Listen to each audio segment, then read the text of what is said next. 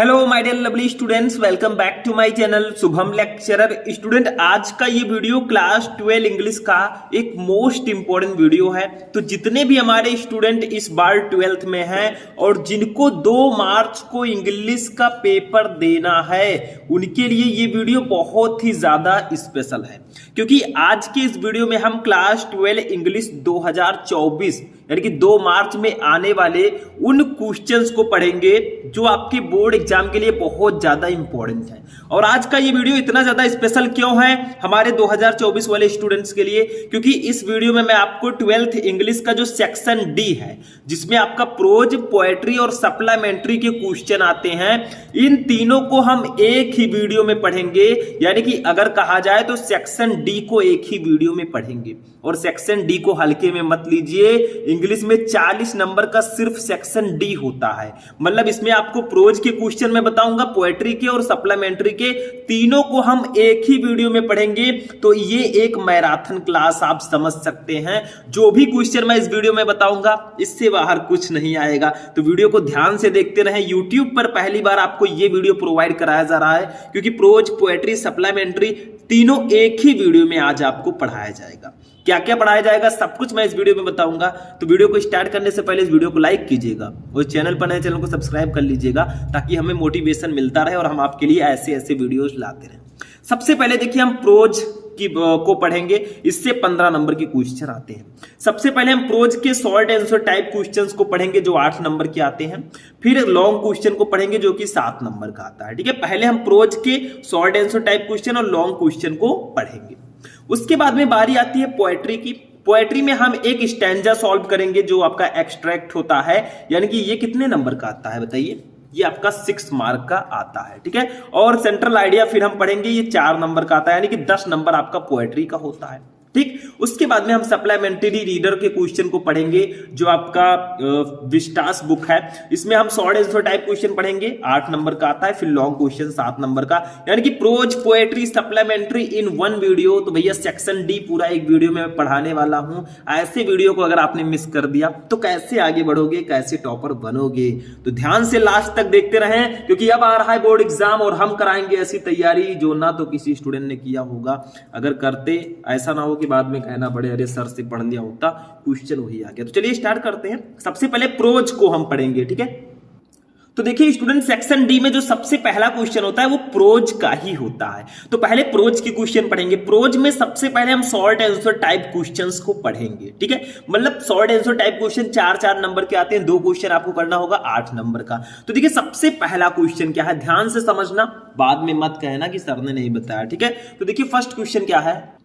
तो देखिए first question जो हमने लिया है, ये हमने सेकेंड चैप्टर से लिया है, लॉस्ट स्प्रिंग चैप्टर से। देखिए, what was the meaning of garbage for children, what did they find in it. यानी कि व्हाट क्या वाज था the meaning, earth of garbage, कूड़े करकट का, फॉर चिल्ड्रन, बच्चों के लिए। तो बच्चों के लिए कूड़े करकट का क्या अर्थ था? What did they find in it, what क्या डिड दे, वे उन्हें फाइंड मिलता था, इन इट उसमें, यानी कि उन्हें इसमें क्या मिलता था। तो पूछा जा रहा है कि जो बच्चों के लिए कूड़े करकट का क्या अर्थ था, उन्हें इसके लिए क्या इसमें क्या मिलता था। देखो भैया, जो बच्चे थे कूड़े करकट बीनने वालों के, रैक पिकर्स के जो बच्चे थे भैया, वो कूड़े करकट को बीनते थे। ठीक है, और उसमें वो सोचते थे कुछ ऐसा मिल जाए कि हमारा काम हो जाए और हम जो है उसके बदले में कुछ पैसे पा सकें। ठीक है, लालच के लिए सभी लोग काम करते हैं। तो देखिए क्या है, स्मॉल चिल्ड्रेन, छोटे छोटे बच्चे जो हैं, लुक फॉर का मतलब होता है ढूंढना। वो ढूंढते थे समथिंग, कुछ वैल्यूएबल, मूल्यवान, इन हीप्स का मतलब होता है ढेर। ठीक है, ऑफ गार्बेज, कूड़े के। तो छोटे छोटे बच्चे कूड़े के ढेर में कुछ कीमती चीज ढूंढते थे कि कुछ कीमती चीज हमें मिल जाती तो भैया 1 रुपए 2 रुपए ही मिल जाता, तो कुछ बेचना भी ना पड़ता, पैसे का कुछ खा पी लेते। ठीक है, या फिर कोई ऐसी वस्तु मिल जाती जिसके बदले में हमें अच्छे खासे पैसे मिल जाते। ठीक, तो वो उसी को ढूंढते थे। They expect to get some coin, note और ये valuable thing in it. They expect, वे आशा करते थे, मतलब उन्हें हमेशा आशा रहती थी, उम्मीद रहती थी, टू गेट, पाने की, सम कॉइन, कुछ सिक्के, कोई सिक्का, नोट या फिर नोट, और ये वैल्यूएबल थिंग या कोई मूल्यवान वस्तु, इन इट उसमें, यानी कि उन्हें इसमें कोई सिक्का नोट या कोई कीमती चीज मिलने की उम्मीद होती थी कि अभी क्या पता मिल जाए हमें ढूंढते ढूंढते, ठीक है। वैसे ज्यादातर तो कूड़े करकट ही उसमें रहते थे। आगे देखिए, समटाइम्स दे फाइंड जस्ट 1 रुपी और एट टाइम इवन ये 10 रुपी नोट, यानी कि सम टाइम का मतलब होता है कभी कभी, ठीक है। दे फाइंड उन्हें मिल जाता था जस्ट 1 रुपी 1 रुपए, और एट टाइम और कभी कभी इवन ये 10 रुपी यानी कि 10 रुपए नोट भी मिल जाता था। यानी कि कभी कभी उन्हें सिर्फ 1 रुपए का तो कभी कभी 10 रुपए का नोट भी मिल जाता था। हो सकता है गलती से किसी का गिर गया हो, क्योंकि पैसे तो कोई फेंकेगा नहीं भैया, ठीक है। मनी इज इंपॉर्टेंट, ठीक है। आगे देखिए, दिस गिव देम ये hope to find more, this ये गिव देता था देम उन्हें ए होप एक आशा टू फाइंड मोर, यानी कि कुछ ज्यादा पाने की। तो इससे उन्हें और अधिक खोजने की आशा मिलती थी, ठीक है, कि कुछ और ज्यादा हमें मिल सकता है, ठीक है। 10 इस प्रकार फॉर चिल्ड्रन बच्चों के लिए गार्बेज जो कूड़ा करकट है, इज है एक स्रोत ऑफ वंडर यानी कि आश्चर्य का। इस प्रकार बच्चों के लिए कचरा जो है वो आश्चर्य का स्रोत है, वंडर का स्रोत है। वो सोचते हैं कुछ ऐसी आश्चर्यजनक चीजें हमें मिल सकती हैं जिससे हम पैसे मिल जाएं या कुछ मिल जाए जिससे हमारा गुजारा हो सके, ठीक है। 2 वक्त की हमें रोटी मिल सके। एक बार मैं फिर से इसको रिवाइज करूंगा, ठीक है। देखिए, What was the meaning of garbage for children? What did they find in it? यानी कि बच्चों के लिए कूड़े करकट का क्या अर्थ था, उन्हें उसमें क्या मिलता था। तो देखिए, small children look for something valuable in heaps of garbage, यानी कि छोटे छोटे बच्चे कूड़े के ढेर में कोई कीमती चीज ढूंढते थे, वस्तु ढूंढते थे।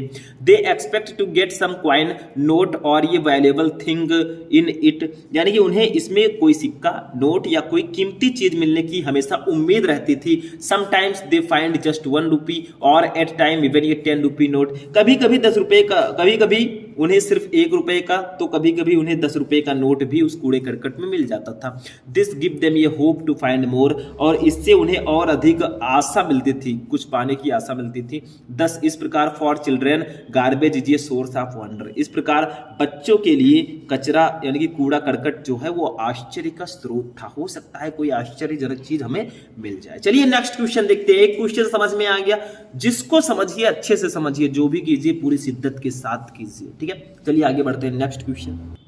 अब देखिए स्टूडेंट, हमारा सेकेंड क्वेश्चन जो है ये हमारे next chapter the rat trap से है, ठीक है। बहुत इंपॉर्टेंट चैप्टर है ये। दूसरा क्वेश्चन देखिए, why did the pedlar consider the world as a rat trap, यानी कि व्हाई क्यों डिड द पेडलर, पेडलर का मतलब होता है जो फेरी वाला होता है, ठीक है। कंसाइडर उसे समझता था द वर्ल्ड संसार को एज ए रैट ट्रैप एक चूहेदानी। तो पेडलर दुनिया को चूहेदानी क्यों समझता था, उसे ऐसा क्यों लगा कि जो ये दुनिया है ये एक चूहेदानी है और हम जो है वो चूहे हैं, ठीक है। तो देखिए क्या हुआ, मतलब भाई किसी की कोई चीज वो चुरा कर जा रहा था, ठीक है। चुरा कर जब वो जा रहा था तो वो रास्ते से नहीं गया, जंगल में चला गया। अब जंगल में चलते चलते चलते चलते उसे बाहर वो नहीं निकल सका और उसे ऐसा लगा कि हम जो है एक चूहेदानी में फंस गए हैं और ये दुनिया पूरी एक चूहेदानी है और हम एक चूहे हैं, ठीक है। देखिए, द पेडलर फेरी वाला कंसाइडर्ड वो समझता था द होल वर्ल्ड पूरे संसार को as a big rat trap एक बड़ी चूहेदानी, यानी कि पेडलर जो है फेरी वाला दुनिया को एक बड़ी चूहेदानी समझता था। इट्स सोल पर्पस वो समझता था, इसका सोल पर्पस यानी कि एकमात्र उद्देश्य बीइंग टू सेट, यानी कि सेट बेट्स का मतलब होता है फंसाना, फॉर पीपुल लोगों को। तो वो समझता था उसका जो सबसे एकमात्र उद्देश्य था वो लगता था कि लोगों के लिए लोगों को फंसाना था, ठीक है। बेट्स का मतलब फंसाना भी होता है या चारा डालना भी होता है। जैसे जब आपको चूहेदानी में किसी चूहे को फंसाना होता है तो उसको कोई ना कोई चारा डालते हैं, ठीक है। तभी वो चूहा लालच के कारण वहां पे आता है और बाय द वे वो चूहेदानी में फंस जाता है, ठीक है। वही कह रहा है कि its sole purpose being to set baits for people, यानी कि इसका जो है एकमात्र उद्देश्य लोगों के लिए चारा डालना था, यानी कि लोगों को फंसाना था, ठीक है। वो दुनिया को बता रहा। द जॉय एंड रिचेज, यानी कि द जॉय खुशियां एंड रिचेज और दौलत ऑफ दिस वर्ल्ड इस संसार की आर नथिंग कुछ नहीं है, यानी कि इस दुनिया की खुशियां और दौलत कुछ नहीं है बट टेम्पटिंग बैट्स, लेकिन जो टेम्पटिंग का मतलब होता है लुभावने या लालच देना, आकर्षित करना, ठीक है। बेट्स का मतलब होता है प्रलोभनो आप कह सकते हैं, यानी कि फंसाने के लिए आकर्षित करना। जैसे आप चूहे को फंसाने के लिए आकर्षित करते हैं, चारा डालते हैं, ठीक है। And any one who is tempted, जो इसमें फंस जाता था, बाई देम, यानी कि जो इसमें लुभाया जाता था बाय देम उनके द्वारा, वाज कैप्चर्ड वो पकड़ लिया जाता था बाय द रैट ट्रैप यानी कि चूहेदानी में। तो कहा जा रहा है the joy and riches of this world are nothing, यानी कि ये दुनिया जो है, इस दुनिया की खुशियां और दौलत कुछ नहीं है, but tempting baits and anyone who is bus tempting baits, यानी कि ये एक लुभावने प्रलोभन के अलावा कुछ नहीं है। मतलब उसका था कि दुनिया की खुशियां और दौलत लुभावने प्रलोभनों के अलावा कुछ नहीं है, यानी कि कुछ आकर्षित चीजें उसको लुभाती हैं, ठीक है, जिसके कारण वो इसमें फंस जाता है। Who is tempting bye them, यानी कि जो इसके द्वारा लुभाया जाता है, वाज कैप्चर्ड वो फंस जाता है यानी कि पकड़ लिया जाता है, ठीक है, बाय द रैट ट्रैप चूहेदानी से। उसका मतलब था कि ये दुनिया जो है ये लुभावने प्रलोभनों के अलावा और कुछ नहीं है। इसमें आप लोग किसी को देखकर आकर्षित होते हैं, उसके पीछे पड़ जाते हैं और बाद में उसी में आप फंस जाते हैं, ठीक है। और जो कोई भी and anyone who is tempted bye them, और जो कोई भी इससे लुभाया जाता था, was captured by the rat trap यानी कि उसे चूहेदानी में पकड़ लिया जाता था, ठीक है। Who is completely close in on him, और जो पूरी तरह से उसमें बंद हो जाता था। उसका मतलब है कि जैसे चूहे को चारा देकर उसको लुभाया जाता है, उसको लालच दिया जाता है और वो आकर चूहेदानी में फंस जाता है, वैसे हम आदमी भी हैं, ठीक है, वैसे हम आदमी भी हैं, ऐसे ही फंस जाते हैं।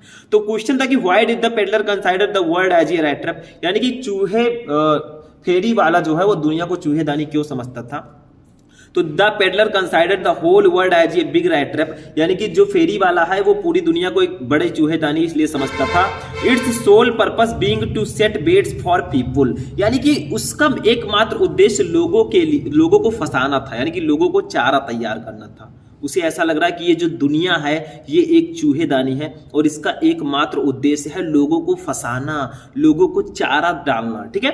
The joy and riches of this world are nothing but tempting baits, यानी कि वो कह रहे हैं कि इस दुनिया की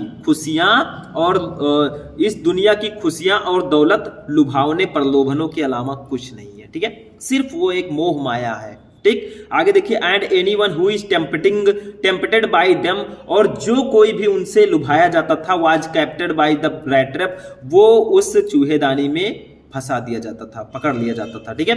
who is completely closed in on him, और जिसे पूरी तरह से उसमें बंद कर दिया जाता था, ठीक है। तो अपनी तुलना उन्होंने एक चूहे से और इस दुनिया की तुलना एक चूहेदानी से की है, क्योंकि वो चुराकर क्रॉफ्टर जो किसान था उसके कुछ पैसे चुराकर वो भाग रहा था, वो चलता गया जंगल के रास्ते, चलता गया, उसे अंत नहीं मिला और वो उसी में फंस गया, ठीक है। तो इसीलिए कहा जाता है कि लालच बुरी बला है, ठीक। तो ये आपका क्वेश्चन था। नेक्स्ट क्वेश्चन देखते हैं। अब देखिए स्टूडेंट, नेक्स्ट क्वेश्चन जो है अब हम लॉन्ग क्वेश्चन पढ़ेंगे। देखिए 2 शॉर्ट आंसर टाइप क्वेश्चन हमने पढ़ लिया, अब एक लॉन्ग क्वेश्चन पढ़ेंगे, ये 7 नंबर का आता है। देखिए ज्यादा क्वेश्चन आपको पढ़ना है तो मैंने चैप्टर वाइज क्वेश्चंस भी पढ़ा रखा है, आप लोग सर्च करेंगे the last lesson chapter important question Shubham lecturer video मिल जाएगा, ठीक है। ऐसे आप किसी भी चैप्टर का सर्च कर सकते हैं। सबसे पहला क्वेश्चन देखिए क्या है, इसको मैंने इंडिगो चैप्टर से लिया है, क्योंकि इससे पहले के चैप्टर के लॉन्ग क्वेश्चन मैं आपको ऑलरेडी बता चुका हूं, उसको बताने से कोई बेनिफिट नहीं है।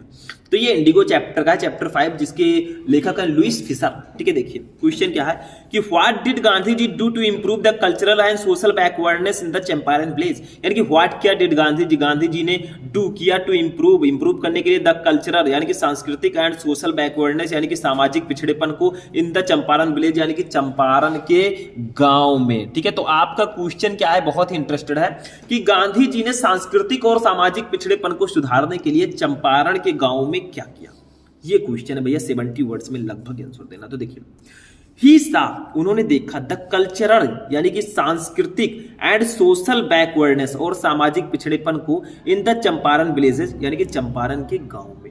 तो उन्होंने चंपारण के गांव में सांस्कृतिक और सामाजिक पिछड़ेपन को देखा कि लोग बहुत पिछड़े हुए हैं, सांस्कृतिक तरीके से भी और सामाजिक तरीके से भी, ठीक है। फिर क्या किया उन्होंने, He wanted to do something about it immediately. He wanted, वो चाहते थे to do, कुछ करना, something, कुछ about it, इसके बारे में immediately, तुरंत। तो वो इसके बारे में तुरंत कुछ करना चाहते थे कि कुछ उपाय किया जाए ताकि ये सांस्कृतिक और सामाजिक पिछड़ापन दूर हो, ठीक है। फिर देखिए महादेव देसाई एंड नरहर पत्रिका two young man joined Gandhi ji as disciple, यानी कि महादेव देसाई एंड नरहर पत्रिका, और नरहर पत्रिका ने टू यंग मैन, 2 युवा युवक ने ज्वाइन किया गांधी जी को एज डिसिपल यानी कि एक शिष्य के रूप में। तो महादेव देसाई और नरहर पारिका जो है ये दो युवक गांधी जी के साथ शिष्य के रूप में जुड़ गए, ठीक है। नरहर परिका है, ठीक है, पत्रिका नहीं है। तो ये दोनों जो है गांधी जी से जुड़ गए। Even their wives volunteered for the work, even, ठीक है, भी देयर वाइफ्स उनकी पत्नियां वॉलंटियर्ड फॉर द वर्क यानी कि वे भी वॉलंटियर्ड आगे आई, स्वेच्छा से आगे आई फॉर दिस वर्क, इस काम के लिए। यहां तक कि उनकी पत्नियां भी इस काम के लिए स्वेच्छा से आगे आई कि आप चलिए हम भी आपके साथ हैं, ठीक है, पत्नी हो तो ऐसी भाई, ठीक। आगे देखिए many more came from Bombay यानी कि मैनी कई ज्यादा लोग केम आए थे फ्रॉम बॉम्बे से, पूना से एंड अदर डिस्टेंट पार्ट और अन्य भागों से। तो बहुत से लोग बंबई, पूना और अन्य दूर दराज के हिस्सों से भी आए गांधी जी को सपोर्ट करने के लिए। Gandhi ji son Devdas also joined them यानी कि गांधी जी के सन पुत्र ने देवदास जिनका नाम है आल्सो ज्वाइंड देम, उन्होंने भी उनको ज्वाइन किया। तो गांधी जी के पुत्र देवदास ने भी गांधी जी में को ज्वाइन किया, उनमें शामिल हो गए, ठीक है। Primary schools were open in 6 villages, primary school प्राथमिक विद्यालय बियर ओपन खोले गए इन 6 विलेजेस 7 गांव में, तो 6 गांव में प्राथमिक विद्यालय भी खोले गए। Kasturba taught cleanliness and sanitation यानी कि कस्तूरबा कौन थी भैया बताइए, गांधी जी की पत्नी थी। तो कस्तूरबा टॉट उन्होंने शिक्षा दी क्लीननेस साफ सफाई पर एंड सैनिटेशन यानी कि स्वच्छता पर। तो कस्तूरबा जी ने साफ सफाई और स्वच्छता पर शिक्षा दी।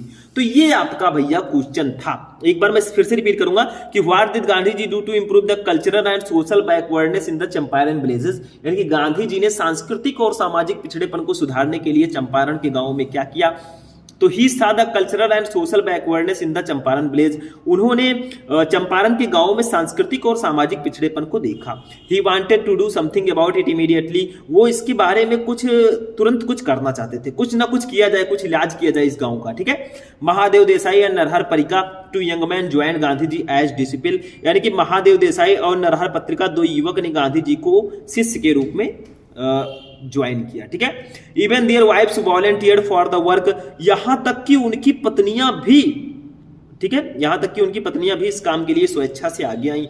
Many more came from Bombay, Poona and other distance part यानी कि बहुत से लोग मुंबई, पूना और अन्य दूर दराज के हिस्सों से आए, ठीक है। Gandhi ji son Devdas also joined them, Gandhi ji के पुत्र देवदास जी ने भी उनको ज्वाइन किया। Primary schools were open in 6 villages यानी कि प्राथमिक विद्यालय 6 गांवों में खोले गए। Kasturba taught cleanliness and sanitisation यानी कि कस्तूरबा जी ने साफ सफाई और स्वच्छता की शिक्षा दी बच्चों को, ठीक है। तो ये हो गया हमारा लॉन्ग क्वेश्चन, समझ में आ रहा है। तो हमारा प्रोज सेक्शन तो फिनिश हो चुका है यानी कि हमने 2 शॉर्ट आंसर एक लॉन्ग क्वेश्चन पढ़ लिया भैया, ठीक है। बाकी के क्वेश्चन जो आप सोच रहे हैं कि सर और ज्यादा क्वेश्चन बताइए, वो मैं चैप्टर वाइज आपको प्रोवाइड करवा रहा हूं, जाकर देखिए और आगे भी मैं कराऊंगा, ठीक है। जब तक तोड़ेंगे नहीं तब तक छोड़ेंगे नहीं। चलिए आगे बढ़ते हैं, पोएट्री पे चलते हैं। तो देखिए स्टूडेंट, पोएट्री में आपका सबसे पहले 6 नंबर का स्टैंजा आएगा, ये है स्टैंजा, ठीक। इसमें होगा क्या, किसी एक चैप्टर से 4, 5, 6 लाइनें आपको दे दी जाएंगी, उसके नीचे 3 क्वेश्चन रहेंगे, उसका आंसर आपको देना होगा, ठीक है। बस यही करना है। देखिए जैसे ये जो हमारा पोएट्री का स्टैंजा है, ये हमारे बहुत ही इंपॉर्टेंट चैप्टर जो हमारा है कीपिंग क्वाइट, इस चैप्टर का ये इस चैप्टर का स्टैंजा है। देखिए क्या है, ध्यान से समझिएगा। कहा जा रहा है कि perhaps the earth can teach us यानी कि परहेप्स शायद द अर्थ जो पृथ्वी है कैन टीच अस वो हमें सिखा सकती है। तो शायद ये पृथ्वी जो है हमें सिखा सकती है यानी कि कभी यह महसूस करता है कि मौन रहने से इस क्रिया में पृथ्वी हमें ज्ञान दे सकती है। यानी कि जब हम कीपिंग क्वाइट चैप्टर का नाम है, तो जब हम मौन रहे तो ये पृथ्वी हमें कुछ सिखा सकती है, कुछ ज्ञान दे सकती है। एज क्योंकि when everything seems dead, when जब एवरीथिंग सारी चीजें सीम्स प्रतीत होती हैं डेड मृत, यानी कि जब सारी चीजें वो चाहते हैं कि जब सारी चीजें जो है वो मृत प्रतीत होती हैं, तो ये पृथ्वी हमें कुछ सिखा सकती है, ठीक है। मतलब जब कोई नहीं रहेगा तो इस पृथ्वी पर कौन रहेगा, पृथ्वी ही सिर्फ रहेगी, ठीक है। यानी कि कुछ नहीं रहेगा तो पृथ्वी तो रहेगी, ठीक है। जब सारे लोग मृत हो जाएंगे तब भी पृथ्वी रहेगी। ठीक है। And later prove to be alive, and और लेटर बाद में प्रूव सिद्ध होती है टू बी अलाइव जीवित, यानी कि क्योंकि व्हेन एवरीथिंग सीम्स डेड, जब सब कुछ मृत दिखाई पड़ती है, and later prove to be alive, और जब बाद में वही चीज जीवित प्रतीत होती है, now I will count up to 12, now अब आई विल मैं काउंट मैं गिनूंगा अप टू 12 12 तक, ठीक है। तो वो कहते हैं अब मैं 12 तक गिनूंगा, एंड यू कीप क्वाइट, और तुम जो है एंड यू और आप कीप क्वाइट शांत रहना, एंड और आई विल गो मैं चला जाऊंगा, ठीक है। तो वो कहते हैं कि कभी महसूस करता है कि जो उनकी मंशा थी वो कह दिया, वो चाहते हैं कि जब तक वो 12 तक गिन रहा है तब तक हम मौन रहे, उसके पश्चात वो चले जाएंगे, ठीक है। मतलब क्या कहना है, चलिए इसके नीचे 3 क्वेश्चन है, उसका आंसर हम लोग देखते हैं, ठीक है। सबसे पहला क्वेश्चन, सारी चीजें बहुत ध्यान से समझिएगा, कैसे इसको सॉल्व करते हैं ये भी मैंने बताया। देखिए फर्स्ट क्वेश्चन है, what lesson does the earth teach अस, यानी कि पृथ्वी हमें क्या सबक सिखाती है। देखिए इसको सॉल्व करने के लिए एक काम करना होगा आपको। सबसे पहले देखिए ऐसे आपको परहैप्स करना है, ऐसे परहैप्स, ठीक है। मतलब जो फर्स्ट वर्ड है इस स्टैंजा का, ऊपर देखिए थोड़ा सा और ऊपर चलते हैं, ये देखिए, ठीक है, परहैप्स है। अब फिर डॉट डॉट करके आपको लास्ट लाइन लिख देना है, I will go, I will go, ठीक है, ऐसे लिख देना है। अब एक एक का हम आंसर लिखेंगे, छोटे छोटे आंसर्स हैं, बहुत हार्ड नहीं है। देखिए फर्स्ट क्वेश्चन है कि what lesson does the earth teach अस, यानी कि पृथ्वी हमें क्या सिखाती है। तो पृथ्वी क्या सिखाती है, पृथ्वी हमें सिखाती है कि स्पष्ट शांति के तहत भी जीवन हो सकता है, मतलब शांति से अपनी जिंदगी जिए, ठीक है, यही पृथ्वी हमें सिखाती है। तो हम लोग इसका आंसर लिखेंगे, छोटा सा देखिए ध्यान दीजिएगा, इसका आंसर कैसे लिखेंगे। द अर्थ, जिसने चैप्टर पढ़ रखा है वो बहुत अच्छे से इसको कर लेगा, ठीक है। The earth teach, the earth teach us that there can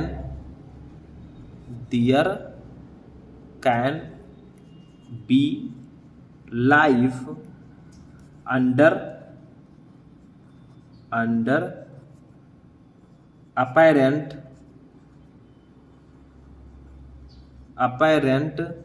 stillness, यानी कि द अर्थ टीच, ये पृथ्वी हमें सिखाती है, आज हमें दैट की देयर कैन बी लाइफ, ये जो जीवन है अंडर अपैरेंट्स, वो जिया जा सकता है स्टिलनेस, स्थिरता के साथ भी। तो पृथ्वी हमें सिखाती है कि स्पष्ट शांति के तहत भी ये जीवन जिया जा सकता है, ये जीवन हम जी सकते हैं, ठीक है, ये जीवन हो सकता है। तो कहते हैं कि शांति से भी हम इस जीवन में रह सकते हैं, ठीक है, यही पृथ्वी हमें सिखाती है। दूसरा क्या है क्वेश्चन कि what remains alive when everything seems to dead, यानी कि व्हाट क्या रिमेन्स बचता है अलाइव जीवित, व्हेन जब एवरीथिंग सारी चीजें सीम्स प्रतीत होती है टू बी डेड यानी कि मृत, यानी कि जब सब कुछ मृत प्रतीत होता है तो क्या जीवित रहता है, तो मैंने बताया था पृथ्वी, ठीक है। तो इसका आंसर हम यहां पे लिखेंगे, छोटे छोटे आंसर लिख देते हैं, ठीक है। दूसरा हमारा आंसर होगा कि ओनली द अर्थ, सिर्फ पृथ्वी जीवित रहती है भैया, ठीक है। तो इंग्लिश में लिख दीजिए only the earth remains alive when everything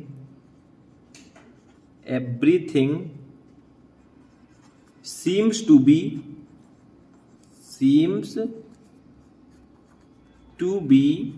dead, ठीक है।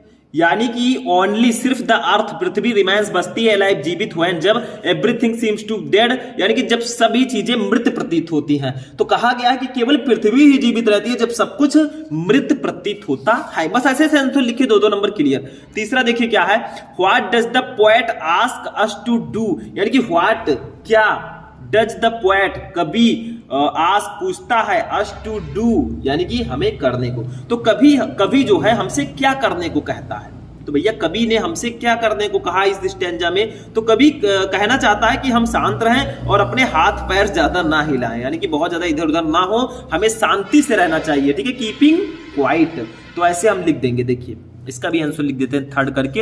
ये हमारा लास्ट आंसर है इस स्टैंजा का, 3 क्वेश्चन रहेंगे। तो लिखेंगे the poet wants us to keep quiet and still and not move our arms and legs, ठीक है, टू मच, यानी कि वो कहना चाहते हैं कि द पोएट्स वांट्स, कवि कहना चाहता है अस हमें, टू कीप क्वाइट, शांत रहो, एंड स्टिल, स्थिर रहो, एंड और not move our arms and leg, अपने हाथ पैर मत हिलाओ, टू मच, ज्यादा।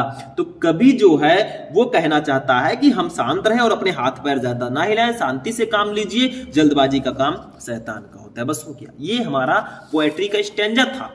हमने तीनों क्वेश्चन का आंसर दे दिया, हमारा आंसर हो गया, हमारा 6 नंबर कंप्लीट हो गया। ऐसे लिख दोगे पूरा नंबर मिलेगा। इंग्लिश की कॉपी कैसे लिखते हैं मैंने आपको ऑलरेडी बताया है, सर्च करो 12th इंग्लिश की कॉपी कैसे लिखें शुभम लेक्चरर, आपको वीडियो मिल जाएगा। मैंने पूरी कॉपी लिखकर आपको बताई है, नहीं पढ़ रहे हो तो गलती आपकी है, ठीक है। चलिए आगे बढ़ते हैं, नेक्स्ट टॉपिक। अब देखिए स्टूडेंट, हमारा जो नेक्स्ट टॉपिक है भैया सेंट्रल आइडिया है, और ये जो है ये 4 नंबर का आता है। अब आप लोग कहेंगे sir my mother eight 66 keeping quiet इसका सेंट्रल आइडिया, ये मैं आपको ऑलरेडी बता चुका हूं। आज हम बताएंगे आपको इसमें एथिंग ऑफ ब्यूटी का सेंट्रल आइडिया, जो हमारा ब्यूटी होता है, ठीक है, सौंदर्य होता है, ठीक। तो इस पे सेंट्रल आइडिया देखिए क्या है। सेंट्रल आइडिया का मतलब होता है केंद्र बिंदु। कवि कहना क्या चाहता है, द सेंट्रल आइडिया, केंद्र बिंदु ऑफ द पोएम, इस कविता का lies in the very opening line, यानी कि प्रारंभिक पंक्ति में कहना है ऑफ द पोएम, इस कविता का, ए थिंग का ब्यूटी, यानी कि सौंदर्य की चीज आप कह सकते हैं। तो कविता का केंद्रीय भाव यानी कि सेंट्रल आइडिया, कविता की प्रारंभिक पंक्ति सौंदर्य की चीज में निहित है, ठीक है, यानी कि सौंदर्य। आगे देखिए, any beautiful object is always treasured in our mind, यानी कि एनी ब्यूटीफुल, कोई भी सुंदर ऑब्जेक्ट, वस्तु, ठीक है, इज ऑलवेज, हमेशा, ट्रीजर्ड, ट्रीजर्ड का मतलब क्या होता है, संजो कर रखते हैं, ठीक है, इन आवर माइंड, हमारा मस्तिष्क। तो कोई भी सुंदर वस्तु हमेशा हमारे मन में संजो कर रखी जाती है। कोई भी सुंदर वस्तु है भाई, सुंदर चीजों को देखकर सभी का मन जो है ट्रीजर्ड यानी कि बहकता है, ठीक है। तो वही यहाँ पे कहा जाता है कि कोई भी सुंदर वस्तु, any beautiful object is always treasured in our mind, यानी कि कोई भी सुंदर वस्तु हमेशा हमारे मन में संजो कर रखी जाती है। बिकॉज, क्योंकि इट्स प्रोवाइड, ये हमें प्रदान करती है, आज हमें इटर्नल एंड एवरलास्टिंग जॉय, यानी कि इटर्नल का मतलब होता है शाश्वत, एंड एवरलास्टिंग, चिरस्थायी जॉय, आनंद, यानी कि क्योंकि ये हमें शाश्वत और चिरस्थायी आनंद प्राप्त करती है, हमें देती है, ठीक है। द हैप्पीनेस, यानी कि खुशी, क्या है, द हैप्पीनेस, खुशी, दैट एनीथिंग ब्यूटीफुल, यानी कि कोई भी सुंदर चीज प्रोवाइड्स, प्रदान करती है। नेबर फेड, फेड का मतलब होता है, क्या होता है, यानी कि फेड का मतलब कोई भी खूबसूरत चीज जो है, ठीक है।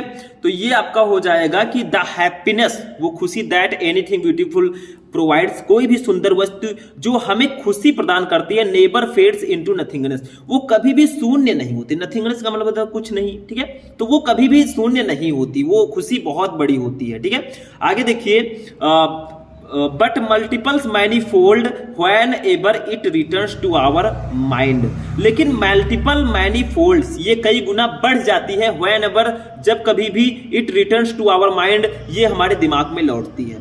उनका कहना है कि जब भी खुशी हमारे दिमाग में लौटती है तो ये कई गुना बढ़ जाती है। वो कहना चाहते हैं कि कोई भी खूबसूरत चीज जो खुशी प्रदान करती है वो कभी भी शून्य नहीं होती, वो खुशी प्रदान करते रहती है, बल्कि जब भी हमारे दिमाग में लौटती है तो कई गुना ये बढ़ जाती है, ठीक है, जब भी ये लौटेगी कई गुना बढ़कर आएगी। आगे देखिए, beauty in whatever form it may be found, यानी कि ब्यूटी, सुंदरता, इन व्हाट एवर फॉर्म, चाहे वो किसी भी रूप में पाई गई हो, इट मे बी फाउंड, पाई गई हो, इज है an eternal joy to human, यानी कि एन इटर्नल जॉय, एक शाश्वत आनंद, टू ह्यूमन, यानी कि मनुष्य में। सुंदरता चाहे वो किसी भी रूप में पाई जाए, वो मनुष्य के लिए एक शाश्वत आनंद है। बिकॉज, क्योंकि इट ऑफर्स, ऑफर्स का मतलब क्या होता है, वो हमें प्रदान करती है, ह्यूमंस, हम मानव को, the constant opportunity, constant opportunity का मतलब होता है निरंतर अवसर, टू रिफ्लेक्ट, यानी कि reflect on that beauty, reflect, reflect का मतलब होता है, ठीक है, रिफ्लेक्ट, विचार करने का, ऑन दैट ब्यूटी, उस सुंदरता के, ठीक है। तो यहां पे कहा जा रहा है कि क्योंकि ये मनुष्य को उस सुंदरता पर विचार करने का निरंतर अवसर प्रदान करती है, ठीक है, व्हिच, जो stands in such stark constant to the dejection, monotony and ugliness of our everyday life, ठीक है, यानी कि जो हमारे रोज के जीवन की निराशा, ठीक है, कॉन्स्ट्रैक्ट, टू डिजेक्शन निराशा, मोनोटोमी नीरसता, एंड अगलीनेस का मतलब था कुरूपता, जिसके अंदर सुंदरता ना हो, कुरूपता, ऑफ आवर एवरीडे लाइफ यानी कि हमारे डेली लाइफ जो है, ठीक है, रोज के जीवन में। तो ये हमारे रोज के जीवन की निराशा, निरसता और कुरूपता के बिल्कुल विपरीत होती है, ठीक है। यानी कि जो ब्यूटी है ये हमें हमारे लिए बहुत ही इंपॉर्टेंट है, ये हमें आकर्षित करती है, ठीक। तो ये थिंक ऑफ ब्यूटी, फिर से एक बार हम इसको देखेंगे सेंट्रल आइडिया को। देखिए, the central idea of the poem lies in the very opening line of the poem A think of beauty, यानी कि कविता का केंद्रीय बिंदु यानी कि सेंट्रल आइडिया कविता की प्रारंभिक पंक्ति जो है ये थिंक ऑफ ब्यूटी में निहित है, ठीक है, मतलब इसी के बारे में कहा गया है। Any beautiful object is always treasured in our mind because, देखिए, any beautiful object is always treasured in our mind, यानी कि कोई भी सुंदर वस्तु हमेशा हमारे मन में संजोकर रखी जाती है, बिकॉज क्योंकि it provides us eternal and everlasting Joy, क्योंकि ये हमें जो है शाश्वत और चिरस्थायी आनंद प्राप्त करती है, प्रदान करती है, ठीक है। The happiness that anything beautiful provides never fades into nothingness, यानी कि कोई भी खूबसूरत चीज जो हमें खुशी प्रदान करती है, नेवर फेड्स इनटू नथिंगनेस, वो कभी भी शून्य नहीं होती, but multiples manifold whenever it returns to our mind, लेकिन जब ये हमारे दिमाग में लौटती है तो ये कई गुना बढ़ जाती है, ठीक है। Beauty in whatever form it may be found is an eternal joy to human, यानी कि सुंदरता इन व्हाट एवर फॉर्म, चाहे वो किसी भी रूप में हो, इट मे बी फाउंड, किसी भी रूप में मिले, is an eternal joy to human, वो एक मनुष्य के लिए शाश्वत आनंद है, बिकॉज क्योंकि it offers human the constant opportunity to reflect on the beauty, क्योंकि ये मनुष्य को सुंदरता पर विचार करने का निरंतर अवसर प्रदान करती है, which stands in such stark contrast to the dejection, monotony and ugliness of our everyday life, ठीक है। यानी कि इनका कहना है कि जो हमारे रोजमर्रा यानी कि रोज के जीवन की निराशा, निरसता और कुरूपता के बिल्कुल विपरीत है, ठीक है। समझ में आया? तो मनुष्य द्वारा जो है ब्यूटी जो है वो हमेशा आकर्षित करती है, ठीक है। तो ये आपका हो जाएगा ए थिंक ऑफ ब्यूटी का सेंट्रल आइडिया। मैंने आपको पूरा समझाने का प्रयास किया, इस तरह से लिखोगे आपको पूरे के पूरे नंबर मिलेंगे, ठीक है। अब ये समझ में आ गया। अब हम लोग आगे बढ़ेंगे नेक्स्ट टॉपिक पे। अब देखिए स्टूडेंट, हमारा प्रोज पोएट्री हो चुका है, अब सप्लीमेंट्री पे आते हैं भैया। ये भी 15 नंबर का आता है, 2 शॉर्ट आंसर टाइप क्वेश्चन, एक लॉन्ग क्वेश्चन इससे भी आते हैं। तो पहले हम शॉर्ट आंसर टाइप क्वेश्चन को पढ़ेंगे। देखो फर्स्ट क्वेश्चन क्या है, ये हमारे जो सबसे इंपॉर्टेंट चैप्टर है द एनिमी, ठीक है, उस चैप्टर का ये क्वेश्चन है और बहुत ही ज्यादा इंपॉर्टेंट क्वेश्चन है।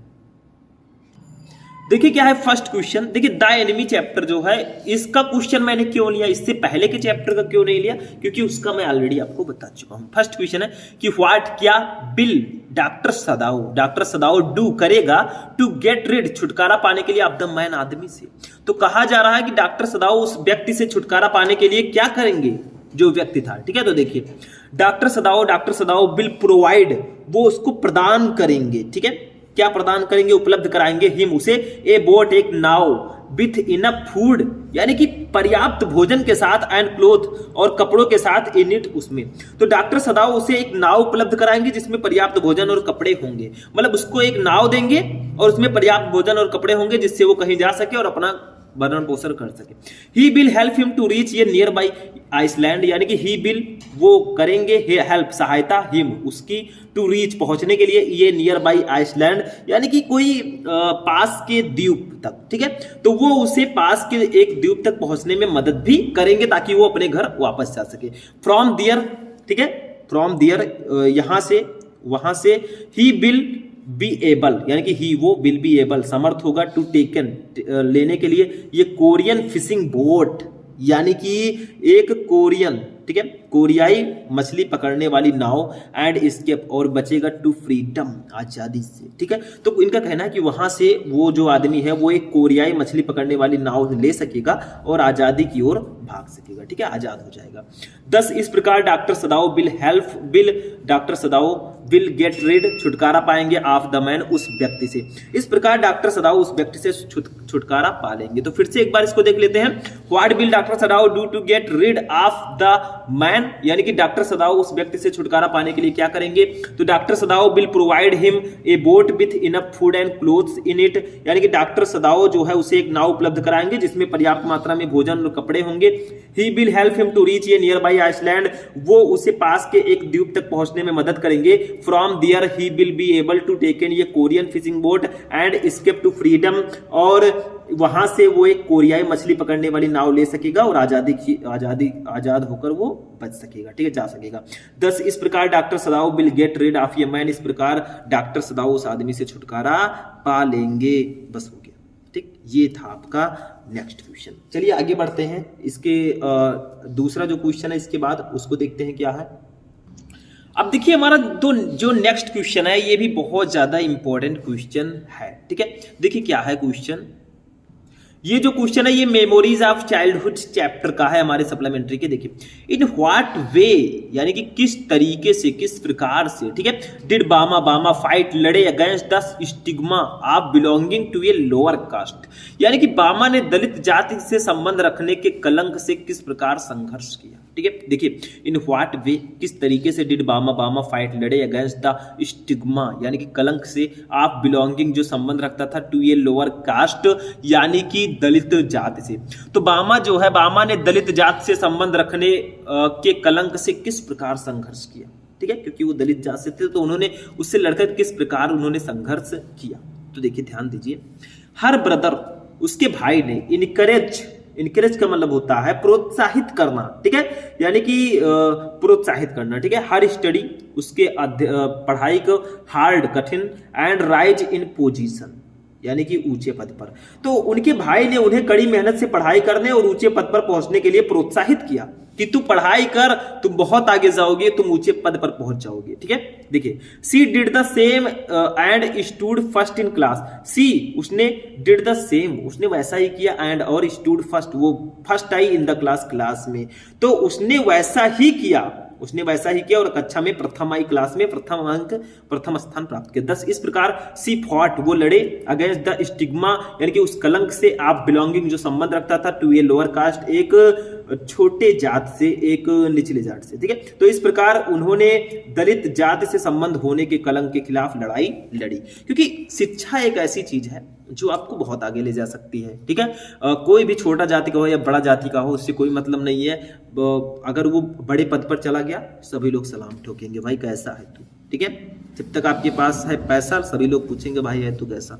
तो in what way did Bama fight against the stigma of belonging to a lower caste, यानी कि बामा ने दलित जात से संबंध रखने के कलंक से किस प्रकार संघर्ष किया।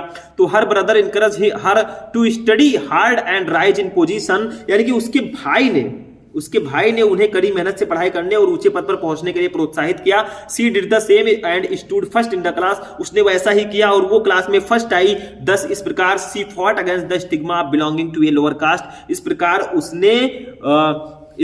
उसने जो है दलित जाति से संबंध रखने के कलंक से संघर्ष किया, ठीक है। तो ये आपका शॉर्ट आंसर टाइप क्वेश्चन हो जाएगा और मेमोरीज ऑफ चाइल्डहुड से, ठीक है। चलिए अब सप्लीमेंट्री के लॉन्ग क्वेश्चन को देख लेते हैं।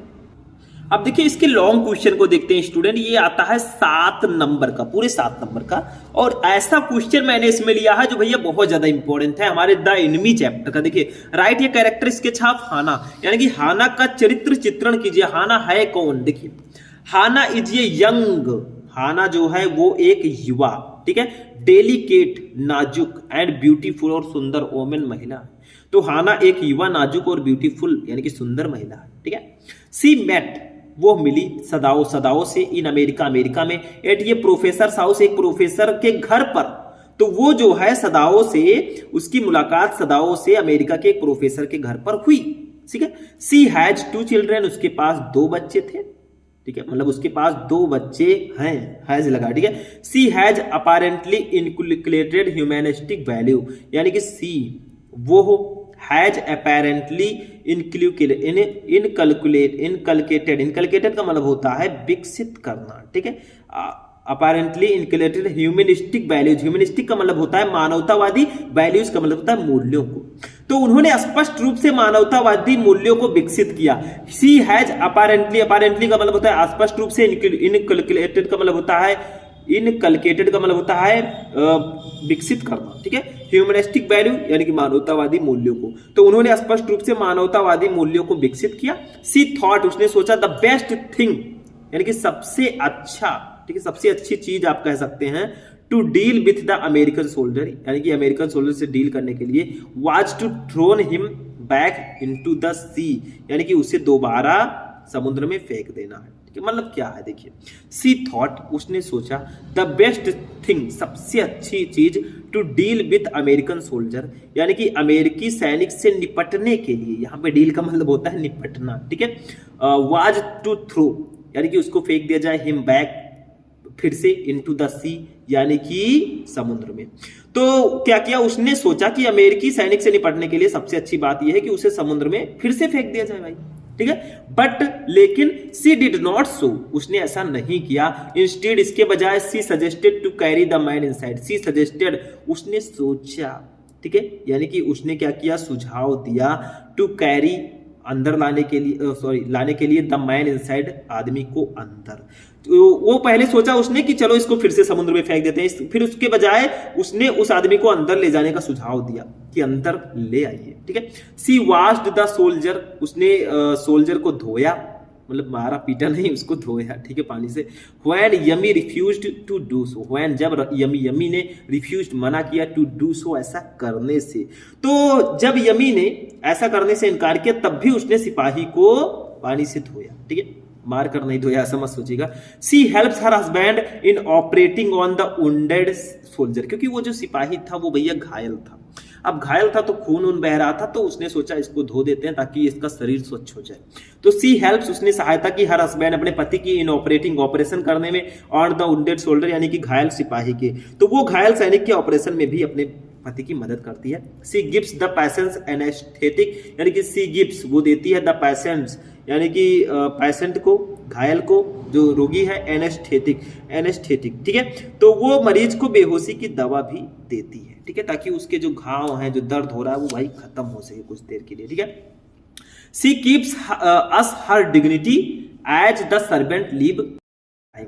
सी जब वो कीप्स अप, ठीक है, मतलब इसका मतलब होगा वो जो है रखती है, ठीक है, हर डिग्निटी के मतलब होता है अपनी गरिमा, डिग्निटी का मतलब होता है गरिमा।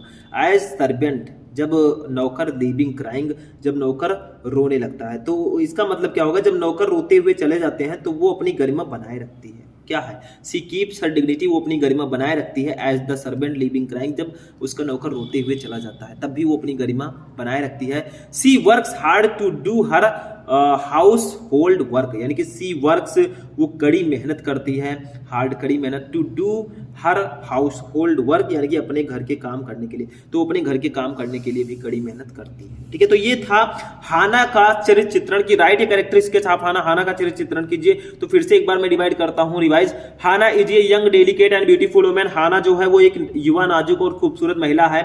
सी met Sadao in America at a professor house, वो सदाओ से अमेरिका में एक प्रोफेसर के घर पर मिली। सी हैज 2 चिल्ड्रन, उसके 2 बच्चे हैं। She has apparently included humanistic value यानी कि उन्होंने स्पष्ट रूप से मानवतावादी मूल्यों को विकसित किया है। She thought the best thing to deal with the American soldier was to throw him back into the sea यानी कि उसने सोचा कि अमेरिकी सैनिक से निपटने के लिए सबसे अच्छी बात यह है कि उसे वापस समुद्र में फेंक दिया जाए। But she did not so, लेकिन उसने ऐसा नहीं किया। Instead she suggested to carry the man inside, इसके बजाय उसने आदमी को अंदर लाने का सुझाव दिया। She washed the soldier when Yumi refused to do so, जब यमी ने उसे ऐसा करने से मना किया तब भी उसने सोल्जर को धोया, क्योंकि सोल्जर बहुत ज्यादा, सिपाही जो है बहुत ज्यादा खून से लथपथ था। She helps her husband in operating on the wounded soldier यानी कि उसने जो है उसने घायल सिपाही के ऑपरेशन में अपने पति की मदद भी की, ठीक है। सी गिव्स द पेशेंट एनेस्थेटिक यानी कि उसने रोगी को, जो सोल्जर था, उसको एनेस्थेटिक भी दिया। She keeps us her dignity at the servant living cried यानी कि, ठीक है, तो she keeps us up her dignity as the servant living cry यानी कि जब नौकर रोते हुए चले जाता तो भी वो अपनी गरिमा बनाए रखती है। She works hard to do her household work यानी कि वो अपने घर का काम करने के लिए भी कड़ी मेहनत करती है, ठीक है। तो ये आपका सप्लीमेंट्री रीडर का लॉन्ग क्वेश्चन था, ठीक है। चलिए आगे बढ़ते हैं। तो स्टूडेंट आज का ये क्लास हमारा यहीं पर फिनिश होगा। आज के इस क्लास में हमने क्लास 12 इंग्लिश के प्रोज, पोएट्री, सप्लीमेंट्री के सारे क्वेश्चंस को पढ़ा। 2 मार्क्स के लिए बहुत ज्यादा इंपॉर्टेंट ये क्वेश्चन है, ट्रेंडिंग में चल रहे हैं, तो मैंने सारे क्वेश्चन को बता दिया। ऐसे ही मैराथन क्लासेज अगर आप रेगुलर चाहते हैं तो इस वीडियो को लाइक करें, चैनल पर नए चैनल को सब्सक्राइब कर लें। मिलेंगे हम नेक्स्ट वीडियो में नेक्स्ट टॉपिक के साथ, तब तक के लिए जय हिंद।